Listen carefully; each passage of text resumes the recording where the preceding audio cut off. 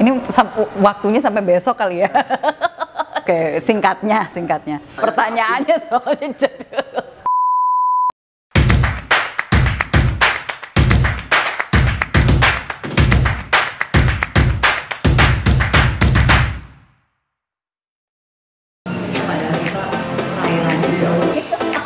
Lagi mikir. Pokoknya itu. Jadi awal mulanya memang masuk ke dunia politik itu tentunya karena satu ada dorongan dari keluarga, tetapi dorongan dari keluarga itu bukan berarti mereka menyatakan bahwa saya harus masuk atau dari dulu seperti itu, tidak, tetapi karena ada dari sepupu-sepupu saya dan juga dari kakak saya waktu itu di awal tahun 2013. Ini kalau kita bicara politik praktisnya, karena kalau politiknya itu sendiri sebenarnya dari 2008, dari awal mula Gerindra ada pun juga saya cukup aktif di kepemudaannya. Tetapi untuk ke politik praktis itu sendiri memang awal mulanya karena ada dorongan dari sepupu, dari kakak yang melihat saya adalah aktivis untuk melawan perdagangan orang sejak tahun 2009. Dan saya juga punya yayasan yang fokus di dalam perjuangan melawan perdagangan orang sejak tahun 2012. Sehingga mereka menganggap bahwa saya punya kapabilitas dan memang punya passion, punya isu yang memang menjadi fokus saya.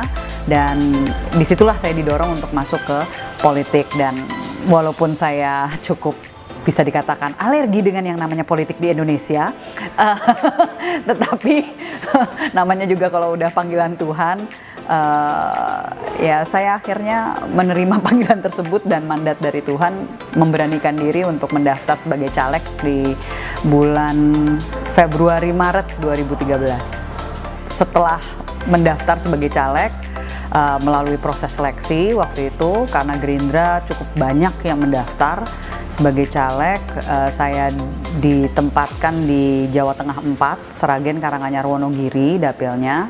Berhasil untuk mendapatkan sekitar 47.000 suara. Akhirnya mendapatkan kursi di DPR. Jadi saya menjabat anggota DPR RI dari tahun 2014 sampai 2019.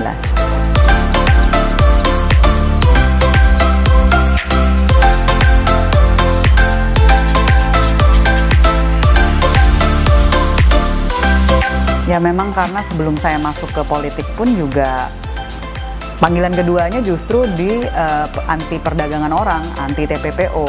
Itu di tahun 2009, di mana saya mengetahui realita yang harus dihadapi dari saudara-saudara saya, terutama untuk perempuan, bahkan juga anak-anak. Itu sangat menggugah hati saya, sangat menjadi keprihatinan saya secara pribadi dan juga passion saya. Dan itu pun juga kenapa saya akhirnya membangun sebuah yayasan yang fokus di situ untuk advokasi, untuk rehabilitasi, pemulihan korban, dan tentunya untuk membantu dan mendampingi proses hukum yang seringkali sampai sekarang juga masih menjadi permasalahan kalau kita bicara tentang perdagangan orang. Karena itu adalah alasan saya masuk ke politik. Itu pun juga istilahnya saya tidak ada di dalam DPR pun juga, ya itu adalah alasan perjuangan saya. Saya tidak akan meninggalkan itu. Justru saya ada di dalam sistem maupun di luar, ya saya tidak membutuhkan istilahnya posisi formal, jabatan untuk saya bisa melakukan sesuatu dalam perlawanan terhadap perdagangan orang.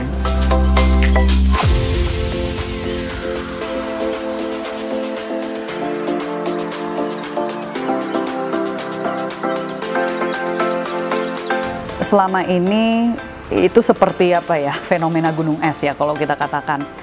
Selalu kita melihat kasus-kasus yang diangkat melalui media itu ya sangat sedikit sebenarnya dibanding dengan apa yang kita sebagai aktivis anti TPPO, apa yang kita ketahui. Karena tentunya kasus-kasus itu terjadi setiap hari, apalagi di daerah-daerah rentan yang dimana mereka memang menjadi daerah pengiriman, ya, source.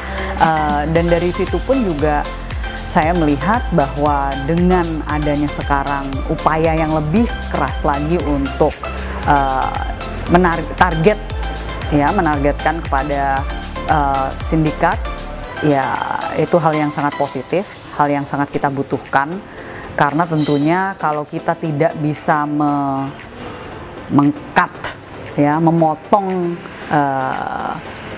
supply and demand, ya kan, rantai dari supply dan demand ini pasti akan sangat sulit gitu. Kita tidak bisa hanya bicara tentang pencegahan, kita tidak bisa hanya bicara tentang pemulihan atau tentang penegakan hukum, tapi penegakan hukum ini tentunya harus tepat sasaran. Yang saya maksud adalah gini, seringkali kasus-kasus tersebut itu hanya menyasar pada yang di level paling bawah, jadi istilahnya kayak caloknya gitu, mereka yang mencari korban-korban ini gitu kan, tetapi yang bosnya itu sulit sekali untuk didapatkan.